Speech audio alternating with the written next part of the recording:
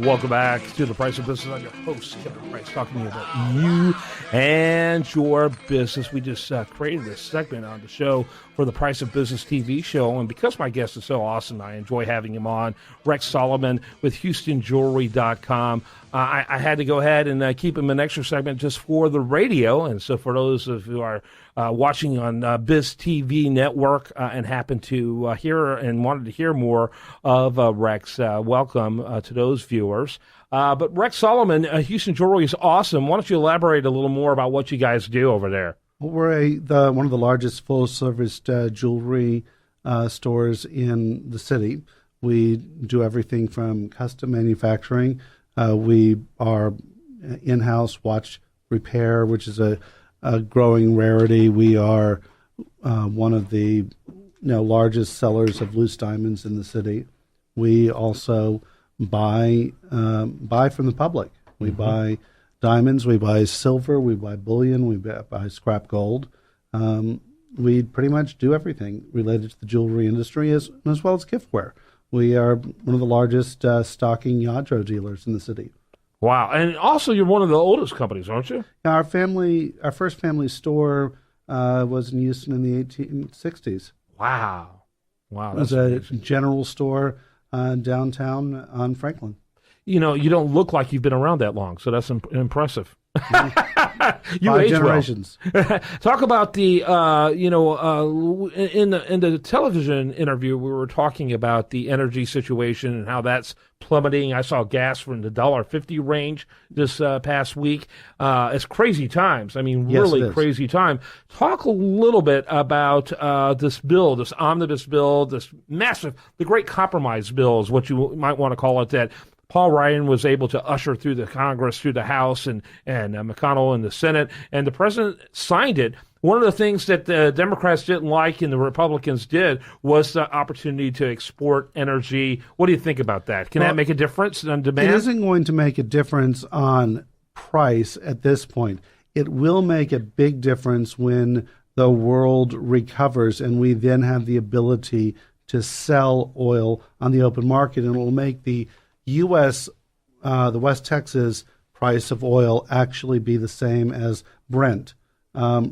Because of the 40-year embargo, our price of oil was a couple dollars less than the international price. Mm-hmm. So that made it more, it was tied the hands of the domestic industry.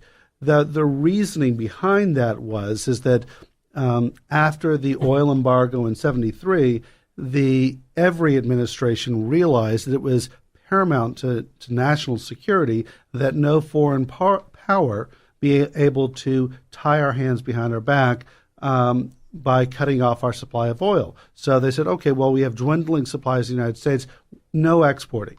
Well, the problem that we have now is that a little over a year ago, a foreign power made a declaration saying that we are going to destroy the U.S. domestic energy production by lowering the price of oil, and we don't care how far it goes and how long it stays there. We want that industry out of business because we want to protect our market share. A reasonable administration would go, this is a direct threat to national security, especially when that foreign power has not always been friendly to the United States, and even more unusual since a number of its citizens have directly attacked the United States in the past 20 years. But this administration has chosen to do nothing about that. And it's interesting because the administration's stated goals has been conservation, increased fuel efficiency, developing an alternative energy industry. And all of those goals are completely destroyed by cheap oil. Mm-hmm. So when the president said last night, how about those gas prices? Well, sir, those gas prices are putting out of business all of the alternative energy industries. Nobody's going to go buy a Prius right now even in California, when they can buy an SUV and they can fill that thing up at $1 a gallon. When gas prices are $2, $3, $4 a gallon, they don't want the SUVs and the dually pickup trucks. They want the smaller, more fuel-efficient vehicles. Right. So whether you're on the left or the right on politically, neither one of your goals are met by allowing oil prices in the United States to be this low. How do you fix that? Well, we can't fix the world market. What the federal government can do is impose a import duty on foreign oil. And the federal government can say, Saudi Arabia, you can sell that at $5 a barrel if you'd like to. However, gets landed in the United States, the U.S. Treasury is going to take a tax of the difference between that landed price and whatever arbitrary dollar barrel of price the U.S. sets. So if it's $60 a barrel, $55 goes to the U.S. Treasury, pay off the national debt. Saudi Arabia, you want to keep on pumping it out of the ground under your cost? Go right ahead. Obviously, that kind of policy, though, leaves us really vulnerable to retaliation, though, doesn't it, in other ways? Well, I'm sure that other nations, that oil-producing nations, could impose duties on U.S.-produced products. What are those? I understand that, but I don't know. I always get leery about, because ultimately consumers end up suffering from that as well. Well, the consumer, what's going to happen is if the United States industry is destroyed, then the consumer is going to be long-term damage, because then we will be held hostage by the foreign power who's going to set the price high to make up for all this lost money they've had. And it's going to be that way forever because there won't be an infrastructure to bring it back. Yeah, let me ask you, we have about a minute left. How did the holiday seasons go for you guys? Our holiday season was better than most all of our competitors, but it was definitely an off season. And we had projected that. I mean, I've got...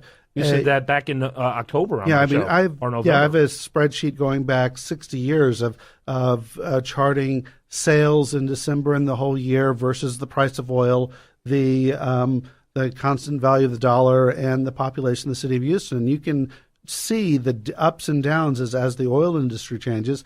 You can see the sales change in the same way, and it tracks it. So we were prepared for it, and I know that there are stores which are closing now. Yeah, because we've seen those.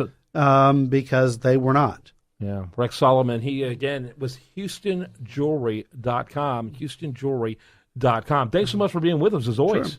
Good stuff. Thank you. All right. When we come back, we're going to have more for you. I do want to remind you the show continues 24/7 at priceofbusiness.com. And this is The Price of Business.